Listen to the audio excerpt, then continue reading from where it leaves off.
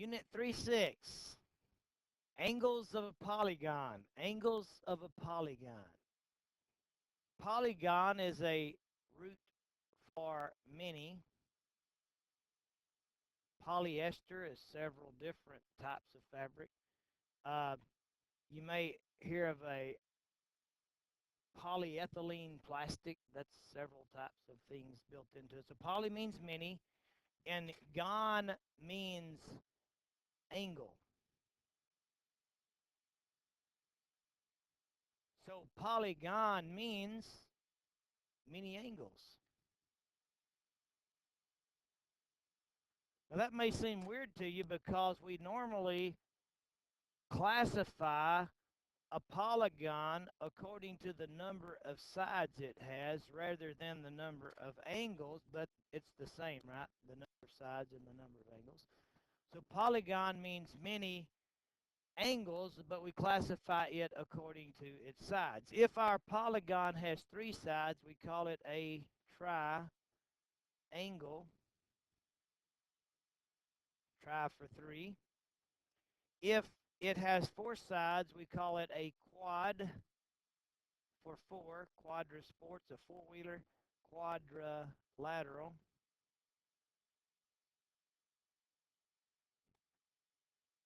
If it's got 5 sides, we call it a penta. And then we just put gon, pentagon.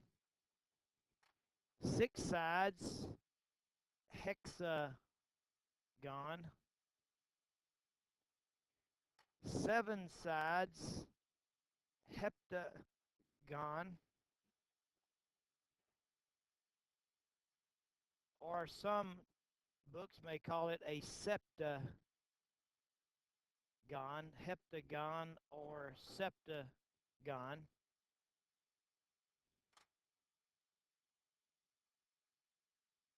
We're familiar with the stop sign or an octopus, right? A stop sign is an octagon. It has 8 sides. So let's go back to our 7.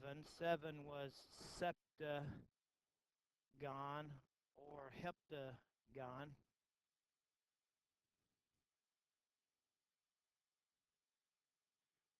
8 is octagon. An octopus has 8 legs. A stop sign is an octagon. 8 is nana, N-A-N-O, nonagon.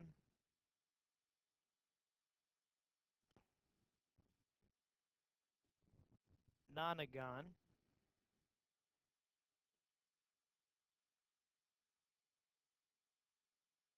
Having trouble with that N.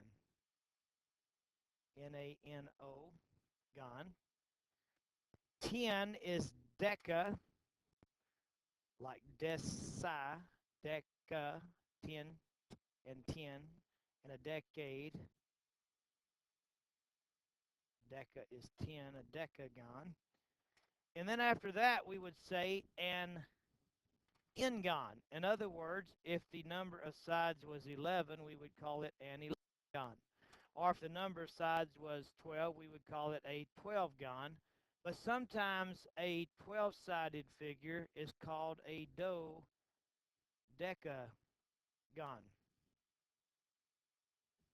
Or a 13-gon, 14-gon, 15-gon, 16-gon, etc. Okay? So polygon means many angles. We classify a polygon to the number of sides: triangle, quadrilateral, pentagon, hexagon, hepta or septagon, octagon, nonagon, decagon, 11-gon, dodecagon, 13-gon, 14-gon, 15-gon, etc. Okay? Now we're going to talk about a convex versus a concave polygon. Now, the fancy definition for a convex polygon, and remember that fancy geometry definitions tell us how to draw it. If we do what it says, then we're going to end up with what we're supposed to get. It's a check-off way of figuring out if it's the right thing or not.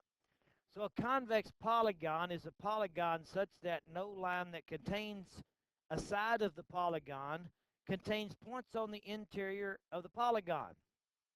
That's kind of big, isn't it? A convex polygon is a polygon such that no line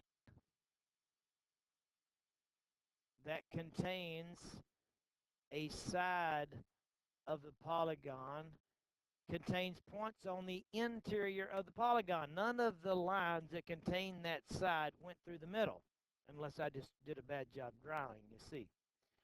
No line that contains a side of the polygon contains points on the interior of the polygon. Now, the way you're going to remember it is convex is the opposite concept of concave. Now, let's look at concave. If I were to draw a line that contained this side right here, it would contain some points on the inside. See it cut across the middle. If I were to draw the line that contains this side right here, it would cut across the middle there and there. If I were to draw a line that contained that side, it would contain there. I'm having a little trouble being accurate. So a convex polygon, if you draw the lines that contain the sides, they don't cut through the middle of it. On a concave polygon, if you draw the lines that contain the sides, some of those will cut through the middle. Okay? Now, what do you really see? You see that a concave polygon kind of caves in, see? It's got a little dent in it, a little caved in place. So we're just going to remember that concave caves in, and that convex doesn't. In other words, it has no dents. And we're going to kind of remember in the back of our mind that the formal definition is that you can't draw a line through a side that cuts through the middle if you have accurate drawing instruments. But on a concave, when you draw a line that contains a side, it does cut through the middle. Okay? Okay, diagonal. A diagonal of a polygon is a segment joining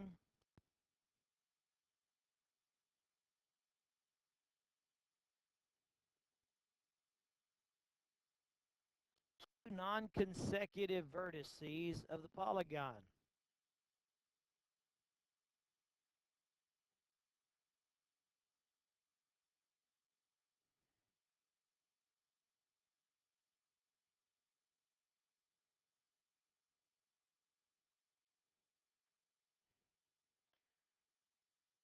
A diagonal of a polygon is a segment joining two non-consecutive vertices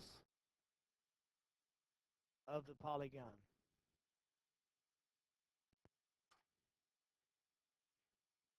Now, we got to think about some terminology. What does it mean consecutive?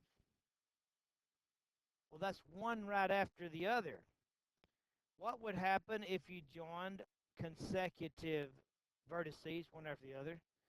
You'd get a side of the polygon. If you connect a pair of consecutive vertices, you get a side. What if you have non-consecutive? That means one not right after the other. Not right after A would be C. If we draw the segment that joins them, that would be a diagonal. It cuts across the middle, you see. A diagonal of a pentagon or a diagonal of a polygon is a segment joining two non-consecutive vertices of the polygon. If we had a pentagon, that's a five-sided figure, and we drew all of the diagonals of the pentagon, we would get a star. Okay. Diagonal. A segment joining two non-consecutive vertices of a polygon.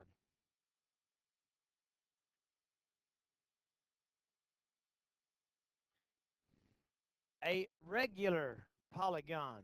Regular. You may not have been that familiar with that term. Now, you may have heard the term equilateral. We've already talked about that. Equa meaning equal, and lateral meaning sides. And so equilateral meaning equal sides.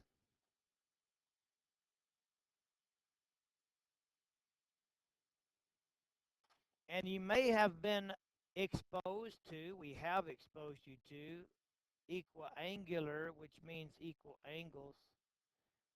So equilateral meaning equal sides, and equiangular meaning equal angles, and regular meaning both. Equilateral and equiangular.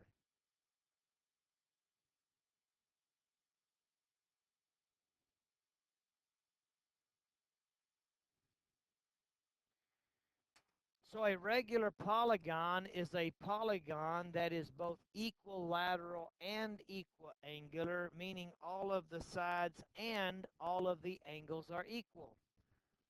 So we could say, well, what kind of a quadrilateral would be a regular quadrilateral? Well, a regular quadrilateral is a four-sided figure. A regular quadrilateral would be a square because it's a four-sided figure with four equal sides and four right angles. Well, but what about an equilateral quadrilateral? Well, that could be a rhombus. That's kind of not a very pretty one.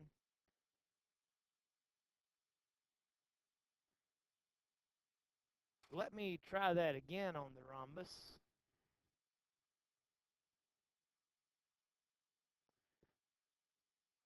A rhombus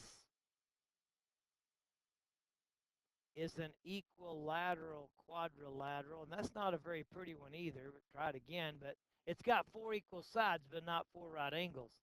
And then a square, a rectangle, excuse me, is an equiangular quadrilateral, and that's supposed to be 90. But then a square is a regular quadrilateral in that it's both equilateral, it's a rhombus, and equiangular, it's a rectangle. So here we have a not very pretty rhombus, four equal sides, an equilateral quadrilateral, a not very pretty rectangle, four equal angles, an equiangular quadrilateral, and then a square that is both equilateral and equiangular, so we can give it the fancy title regular polygon. It's both equilateral and equiangular. Any questions on that? Okay.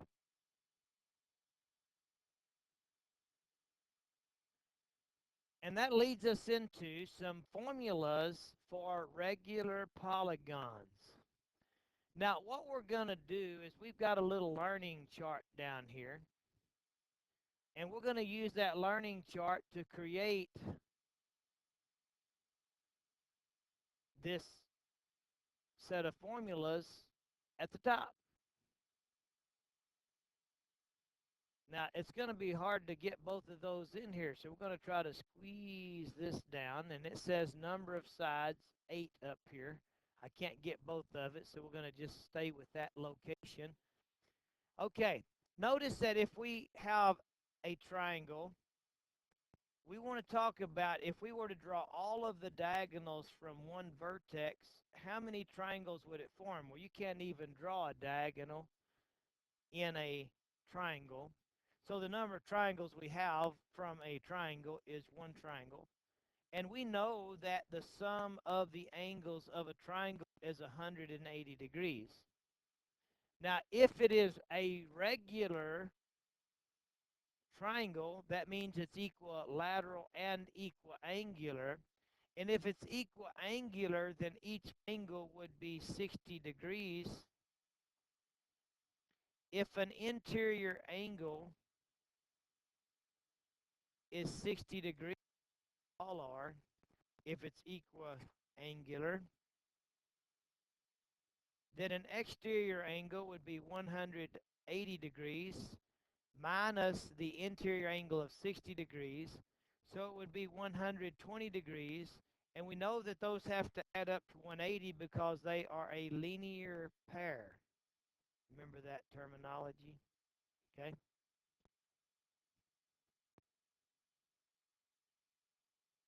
So each exterior angle would be 120 degrees. Notice that an interior plus an exterior has to add up to 180 degrees because an interior and an exterior together are a linear pair. We actually have three exterior angles. We'd have one at each vertex.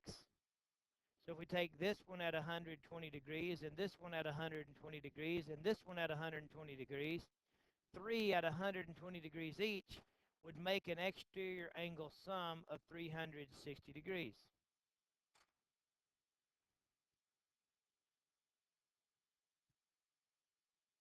Now let's look at a rectangle.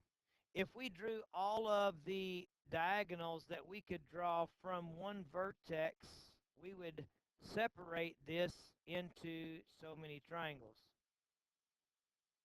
If we look at the angles of these two triangles all put together, we realize that the angles of those two triangles make the angles of the regular polygon. So if we drew all of the diagonals from one of the vertices of a square, we would end up with two triangles.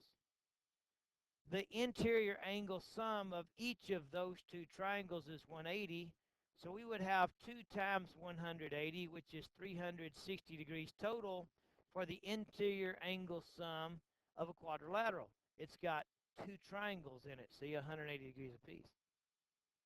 We know that each angle of a regular quadrilateral, which is a square, is 90 degrees.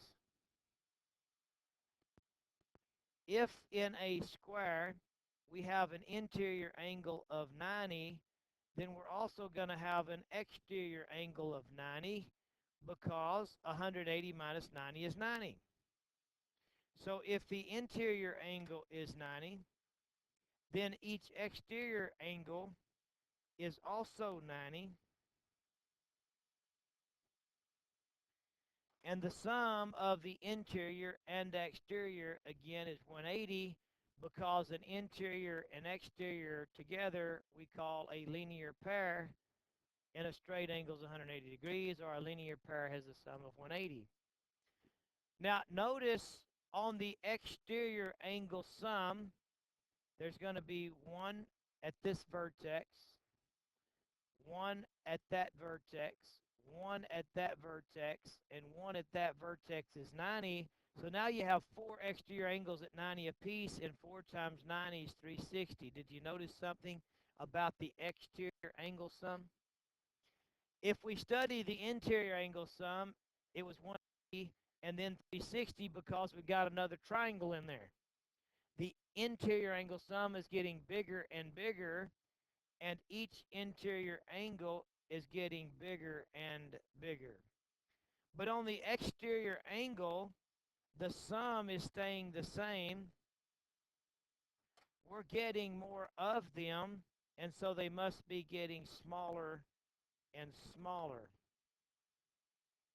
As an interior angle gets bigger, the exterior angle gets smaller, keeping the sum of an interior and an exterior the same.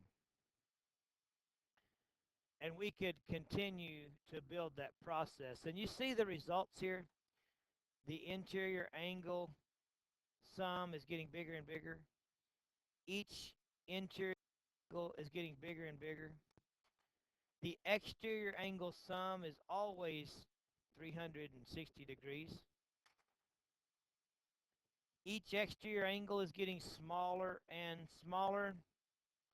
The sum of an interior and an exterior is always 180 degrees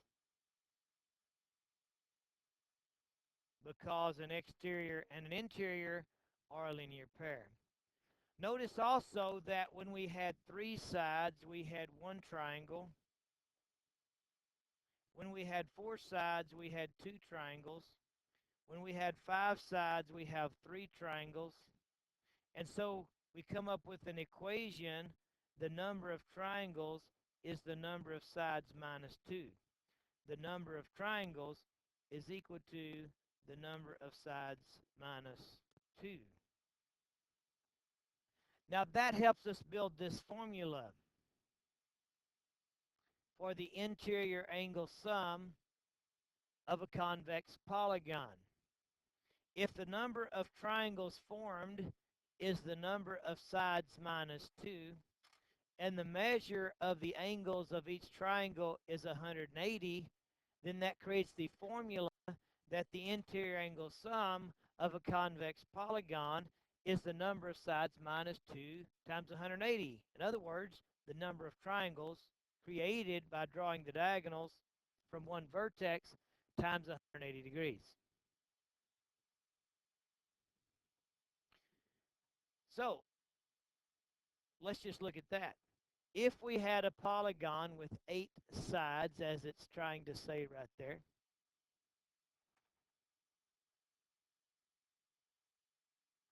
and so we're talking about a polygon with 8 sides, a polygon with 8 sides. So to find the interior angle sum, we would use the formula number of sides minus 2 times 180. So we would take the number of sides, 8, minus 2 times 180 degrees. So 8 minus 2 is 6. That's actually the number of triangles that would be formed if we had an 8-sided figure. Excuse me. Each triangle is 180 degrees. 6 times 180 would be 1,080 degrees. So the interior angle sum of an octagon would be 1,080 degrees. If it's a regular polygon, then we can find each interior angle thinking that they're all the same if it's a regular polygon. Then to get each one, you would simply take the interior angle sum formula divided by the number of sides in. So if you wanted each interior angle, you would take the number of sides, 8 minus 2, times 180 degrees divided by the number of sides, 8. The number of sides, 8, minus 2, times 180 degrees divided by the number of sides, 8. So we would do the 8 minus 2 is 6, times 180 degrees divided by the number of sides, 8. 6 times 180 is 1,080 again, divided by 8. And we get that each interior angle of an octagon is 135 degrees.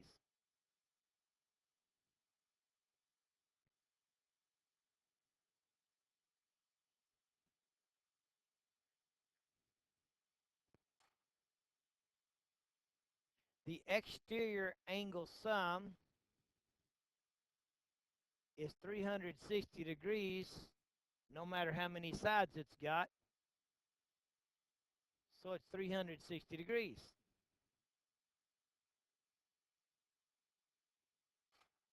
If we want the measure of each of the exterior angles, if it's regular, then we would take the exterior angle sum of 360 divided by the number of sides. So if the number of sides was 8, we would divide. We would have 360 divided by 8, which would be 45 degrees. You might do a little check to see if an interior plus exterior adds up to 180, which it does, which means if you knew your interior, you could have found the exterior by subtracting from 180 degrees. So, the formula for the interior angle sum of a convex polygon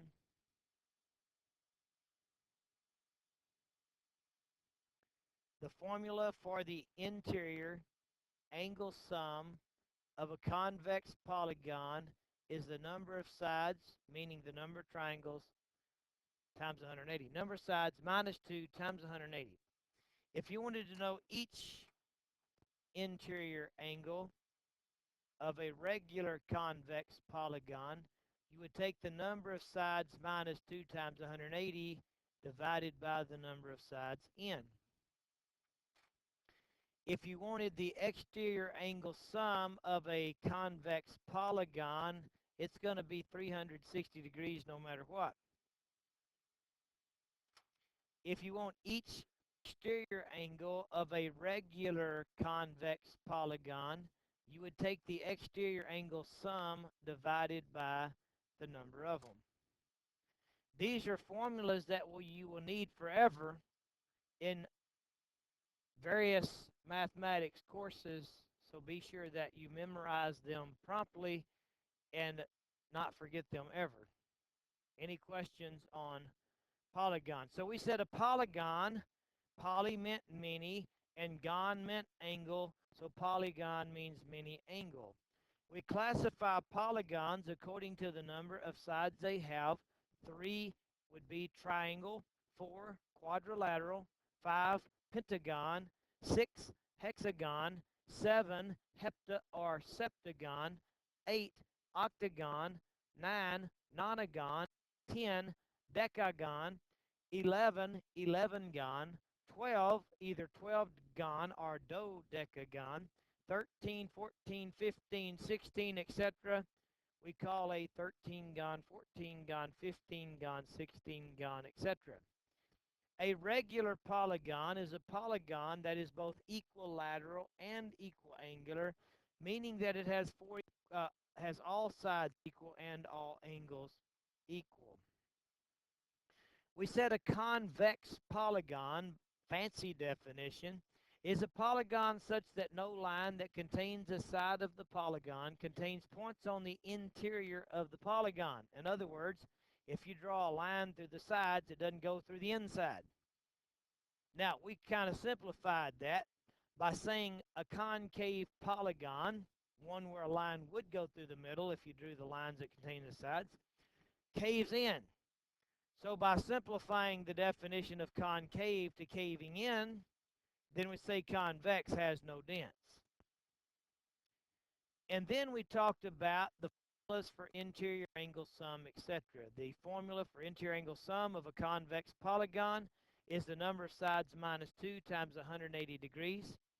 Each interior angle of a regular convex polygon is n minus 2 times 180 over n. The exterior angle sum of a convex polygon is 360 degrees, always. Each exterior angle of a regular convex polygon is the number of sides, each exterior angle of a regular convex polygon is 360 degrees divided by the number of sides. Well, that brings us to the daily work on 3.6, and so we'll stop this recording and start the daily work in a moment.